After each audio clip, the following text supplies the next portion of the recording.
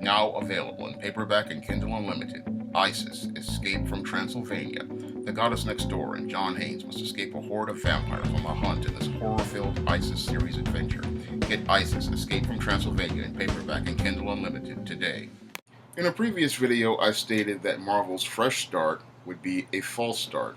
And I also stated that Marvel's new editor-in-chief, C.B Cebulski, would bring no hope and no change to Marvel Comics. Now, in a recent CBS Saturday morning report, Marvel's new editor-in-chief, C.B Cebulski, and Vice President of Content and Character Development, Sana Amanat, pretty much confirmed what I said about there being no hope and no change at Marvel Comics when they announced their plans to double down on their failed diversity campaign by saying that they were planning to turn Marvel Comics from a comic book publisher into a lifestyle and entertainment brand. Now, many comic fans really need to watch out for the words that are used by your Sana Amanat, because the words that she's using talking about lifestyle and entertainment brand, those are some ominous words, because those of us who have studied the entertainment industry and know the entertainment industry know that when somebody says lifestyle and entertainment brand, what they mean is they want to turn that publisher into a brand for women. And this whole idea of trying to turn a comic book publisher into a lifestyle and entertainment brand, this is going to be the nail in the coffin for Marvel Comics.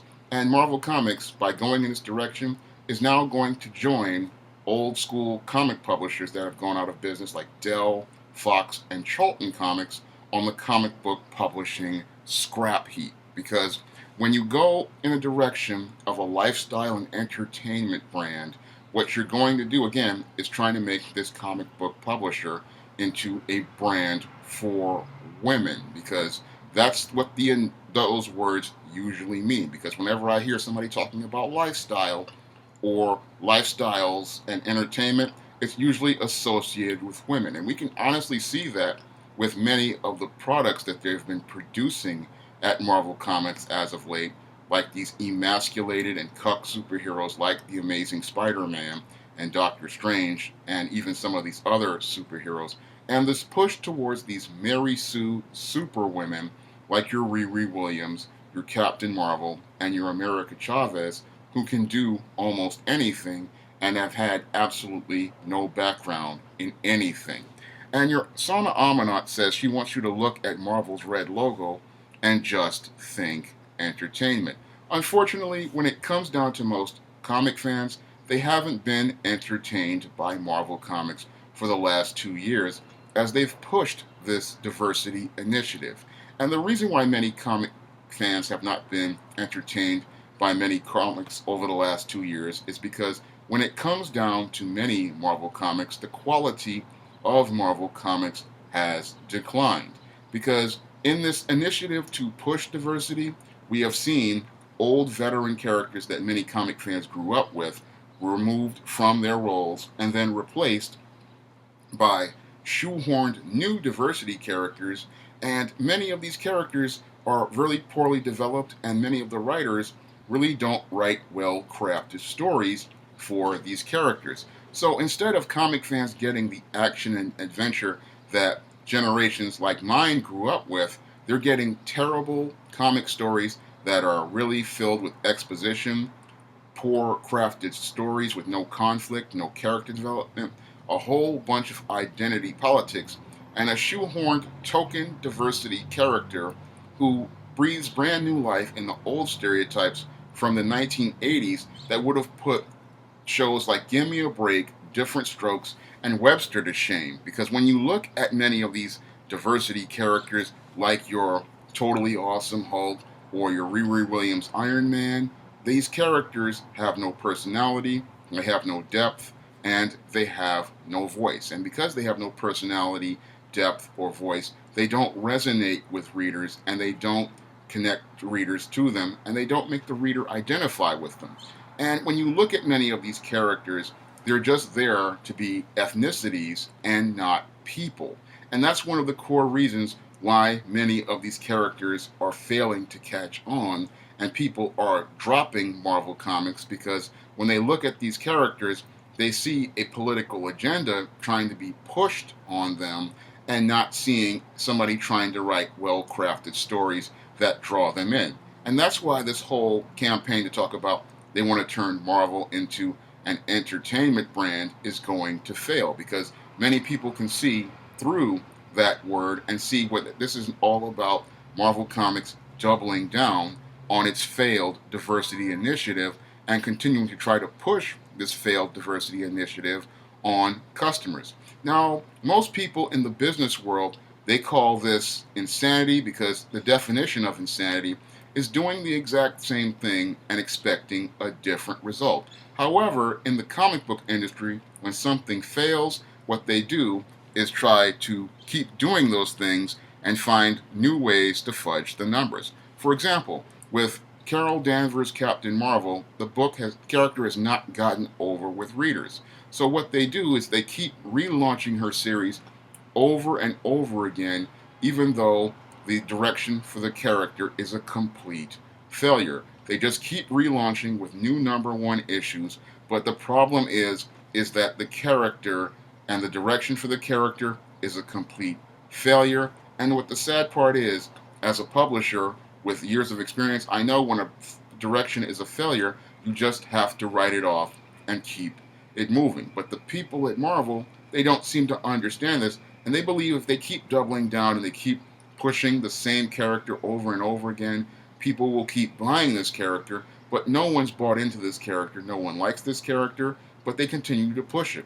And when in the same report we had them talking about Kamala Khan, the new Ms. Marvel, unfortunately, the new Ms. Marvel has not sold very well, because you had Sana Amanat talking about how the character sold 500,000 copies, but in actuality, this character sold 500,000 if you count the books in between the numerous canceled series and you count all the books that were pretty much ordered by comic book stores. So there's a lot of fudging of those numbers to make it look like this character is doing something, but when you go to the average comic fan on the street, or you go to the average Comic-Con, you see where this character really stands, and you see that these books don't sell.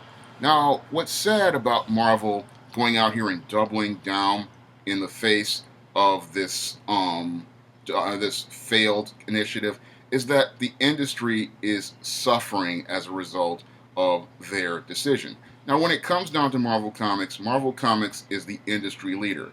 And their initiative to push this failed diversity initiative and continue to push it in spite of seeing the poor sales is hurting a lot of comic shops out there.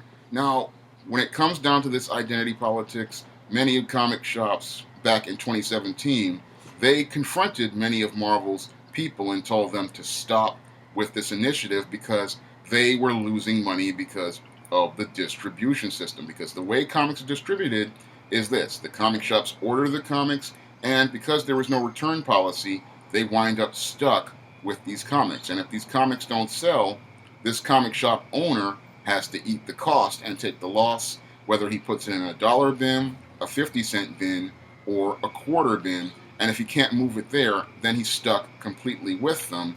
And many comic shops confronted Marvel about this at 2017's New York Comic Con, but Marvel continues to try to push this initiative in spite of this confrontation between comic shops owners and Marvel, and the fact that 50 comic shops closed in the very same year due to this failed fake diversity agenda. Because when we deconstruct this diversity agenda and really take a critical look at it, we see that there's not really that much diversity behind the scenes at Marvel Comics. Because when we go into Marvel's offices, we clearly see that they talk about this diversity push in the pages of their comics, but from what I've heard from many of the black comic pros I talk to on the regular, they don't get many opportunities to work at a company like Marvel. And when you look at the editorial division, you see that it's gone from white men to white women. So they're sitting there talking about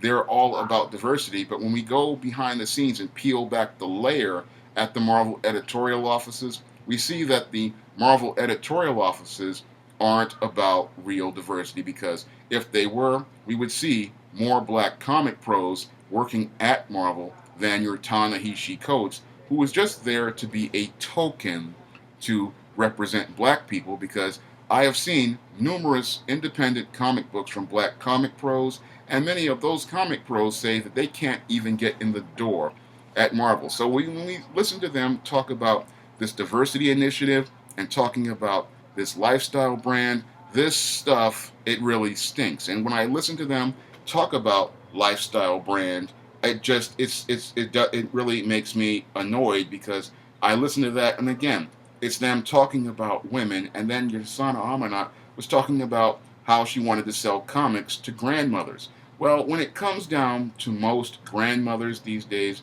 most grandmothers wouldn't be able to buy comics, because most grandmothers go to shop at Walmart, most grandmothers shop at Target, most grandmothers shop at local supermarkets, and you cannot find a comic book at any of these venues, because Diamond, the only distributor for comics, does not distribute to those venues. And the reason why it doesn't distribute to those venues is because when it comes down to comics, comics are not returnable. And in retail, if you hope to ever get on any of these store shelves, you have to have returnable product. And if they cannot return it for credit, they're not going to stock you.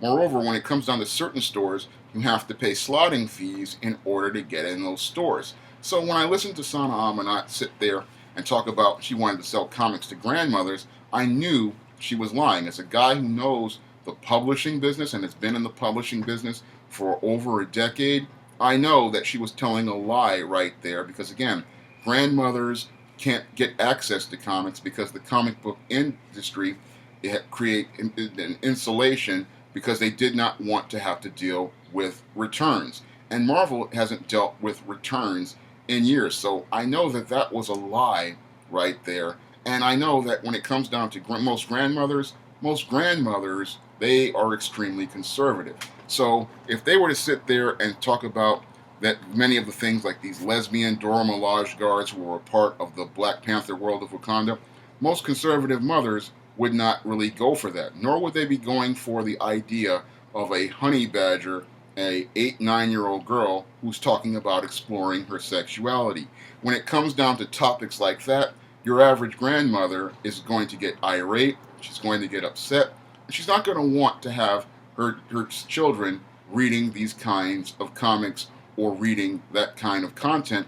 In the same way, many families who were Star Wars fans did not want to go see Solo, a Star Wars movie, after John Kasdan announced that Lando Calrissian was a pansexual. Because when it comes down to many grandmothers, there's certain content that they would want to buy for their children, or certain content that they would want to be comfortable with their children buying and reading. And when they hear about many of the identity politics being promoted in Marvel Comics and many of the ideas, they would be alienated by those ideas that are promoted in many Marvel Comics. Now, when it comes down to this whole lifestyle and entertainment brand idea that they have, this whole thing, again, is all about women, because when we listen to the Sana Amanat continue to talk, she also talks about Marvel having to fix a boy problem.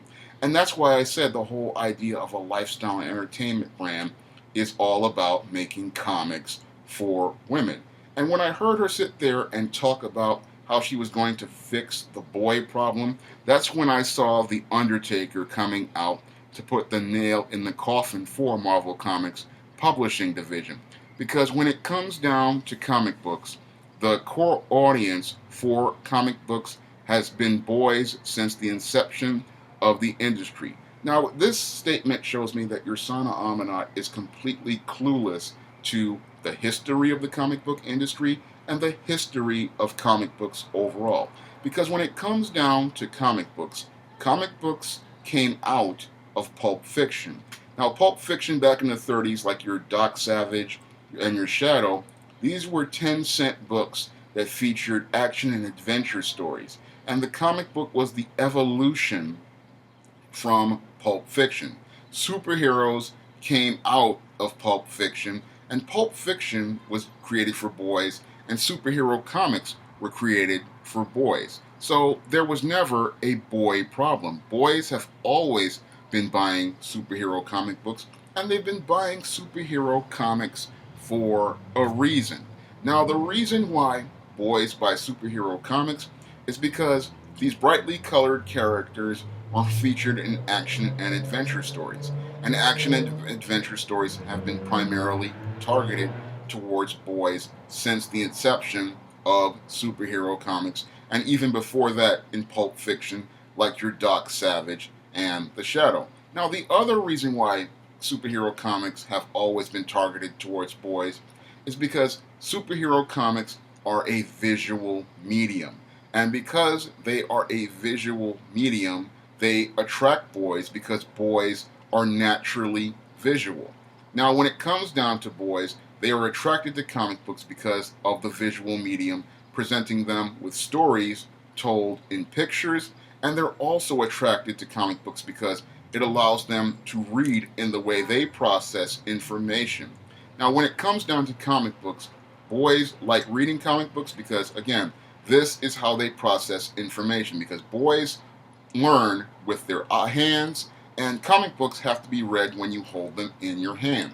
Moreover, when you're reading them, you're reading with pictures, so when they're reading it, it's reading towards their strengths. These are comic books are designed to read towards a boy's strengths because, again, a boy is a visual person and he learns by holding his hands. So a comic book naturally attracts boys because it features brightly colored characters and it features stories told with pictures, and those boys can hold that book featuring those pictures in their hands. And that's something your Sana Amanat and your C.B Cebulski just don't understand about comic books and why comic books attract boys instead of girls. Now, girls, on the other hand, have a different learning process, and their learning process is a bit more analytical.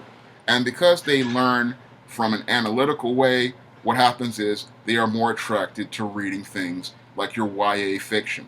And that's been since the inception of the 1940s. Now, when it comes down to girls, they used to be attracted to books like the Hardy Boys and the Nancy Drews.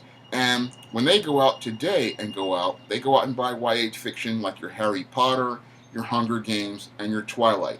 And when it comes down to the YA book market, they get a lot more readers that are female because the story process and the story model is geared towards women. As someone who's been a publishing professional for years, I know this for a fact because when it comes down to girls, they tend to like a different type of story, and they wouldn't really like what Marvel's producing because when I look at many of the Marvel comics, they really don't have a story that girls would like, because when it comes down to girls, they like a different type of thing. They like romance. They like adventure stories with a lot of detective work. They like critical thinking. And we see that in manga, but we don't see that at Marvel Comics. When I look at comics like your Unstoppable Wasp, I see a forced attempt at science. When I look at Squirrel Girl, I see dumbed down things, but I don't see the things that girls would like in comics. What I see is a forced attempt at diversity and a forced attempt to try to shoehorn science in comics to appeal to girls, but it doesn't appeal to girls because they just don't understand how things work. And this is even after they went out here and recruited YA writers, but many of the YA writers just don't understand how comics work, they don't understand how the comic model works, and they don't understand how the comic story paradigm works towards entertaining readers. And they're trying to shoehorn many of these YA concepts, but they don't work in comic books because, again, comic books are a completely different storytelling medium than film, than television, than novels, and you really have to understand the mechanics of comic books in order to understand how they work. Now, I understand the mechanics of it, and I understand that comics, they tell stories in pictures, and those stories have to condense a lot of action in that picture to tell the story. So that story is very condensed in those pictures. So in order to do a 22-page comic, you really have to condense a lot of story into that page, into that book, in order to make it work. But many of the people who work at Marvel today, they just don't understand this. Moreover, they don't understand that there is no boy problem in comics, because when it comes down to comics, comics were created by men for boys, and it was always been a male-centered medium. And if it wasn't for those boys taking their dimes to go out here and buy those comic books back in the 1930s and the 1940s, we would not have a billion-dollar business 75 to 80 years later. If it wasn't for boys, there would not be a comic book industry that started in the 1970s. If it wasn't for boys, there would be no comic conventions that started in the 70s, no Saturday morning cartoons featuring characters like Batman, Superman, Spider-Man, the Hulk, Iron Man, and Fantastic Four, and many others. There would be no video games, no action figures, and no movies. And it was boys who made the lifestyle behind the hobby, and it was boys who made comic books into the billion-dollar business that it's become. However, your C.B Cebulski and your Sana Amana, they want to take the hobby away from boys and turn it into a lifestyle brand and slap the men and the boys who built that industry in the face. And that's the ultimate insult to many comic fans out there, is being told that they are a problem and being told that they can't be a part of the industry that they built, their fathers built, their grandfathers built, and the industry and the hobby they have enjoyed for years. Because now they are being told that they're a problem. When I look at what C.B Cebulski and Samana Amanat have said about there being a boy problem in comics, it's just as crazy as McDonald's saying they have a children problem. Now, when it comes down to McDonald's, they built their entire brand on children. So them saying that they have a boy problem is just like McDonald's saying they have a children problem. And if you say something like that, that's the kiss of death for your business. And there is no problem with boys in the comic book industry. This was the customer who bought comic books for the last 75 years. This was the customer that made that red logo of Marvel, an international brand.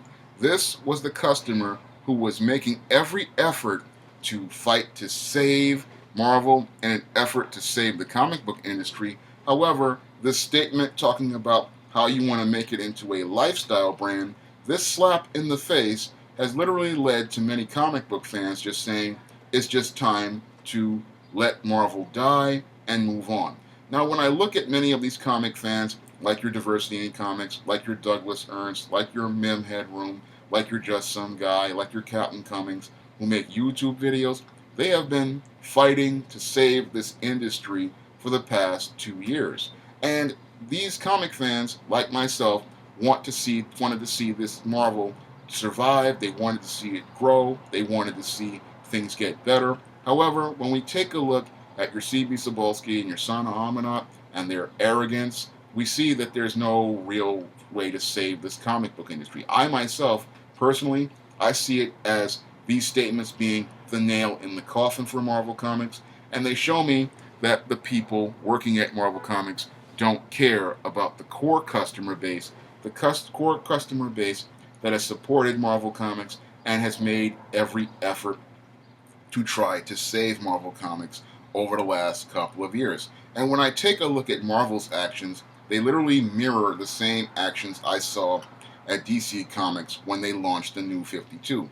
Now, when DC launched the New 52 under Dan Didio, what had happened was many comic fans were angry, many comic fans were upset, and many comic fans told them, we don't want these changes. Moreover, we didn't like what Dan Didio was doing over the last couple of years with DC, but DC and Warner Brothers continued to insist on going in that direction, and it led to the complete decline of the DC Comics brand.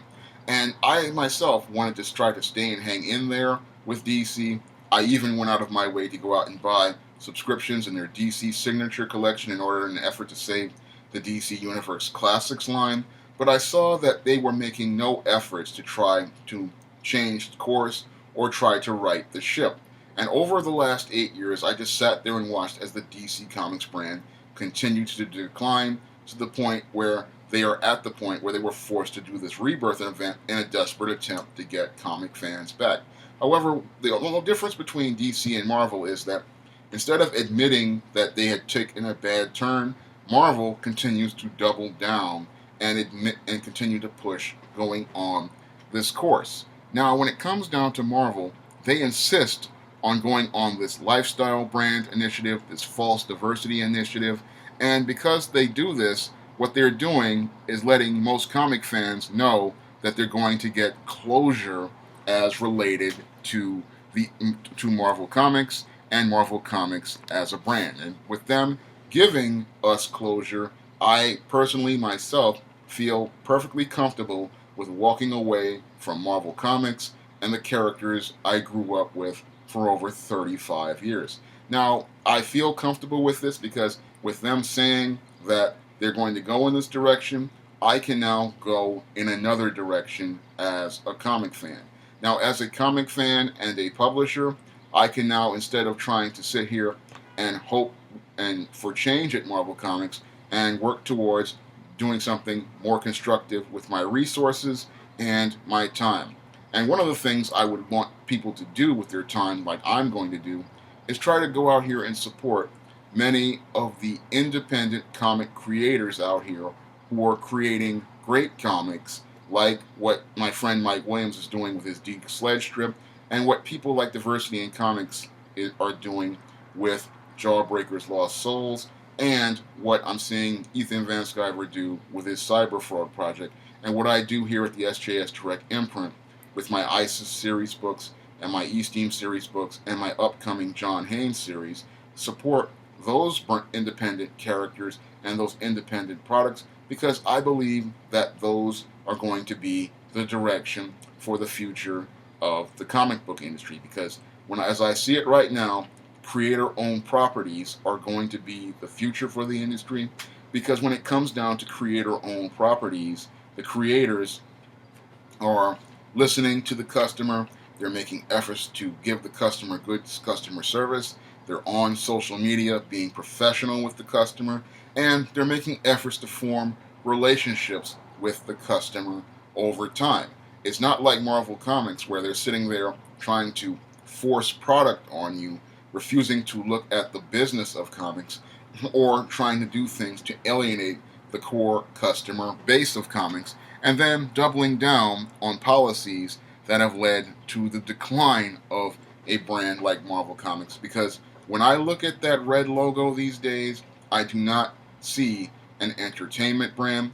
I see a brand that is in crisis, and I see an opportunity for new creators to come in and create a new marketplace and create new products, because if a company refuses to change its direction, then the customer has to take their money and support those who want to take the industry in a new direction, or the direction that they feel comfortable with, and that's just going to have to be business. And when it comes down to many people at Marvel, they're more interested in identity politics than business, and that's why I say Marvel Comics is going to be going out of business, and right now they have put the nails in their coffin, and it's time for most comic fans to just move on from Marvel Comics and make efforts to go out here and support many of those independent publishing products out here, like my SJS Direct imprint, because that's going to be the future of comic books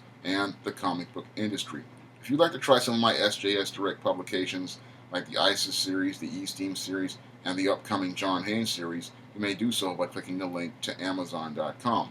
And if you want to see me make more videos like this, you can donate to my Patreon by clicking the link in the description box. That's all I have to say for this video. You can comment, rate, and subscribe. Now available in paperback and e-readers, E-Steam Ascension, The Devil's Diva reaches a turning point in her life with this powerful E-Steam series story. Get E-Steam Ascension at online booksellers today.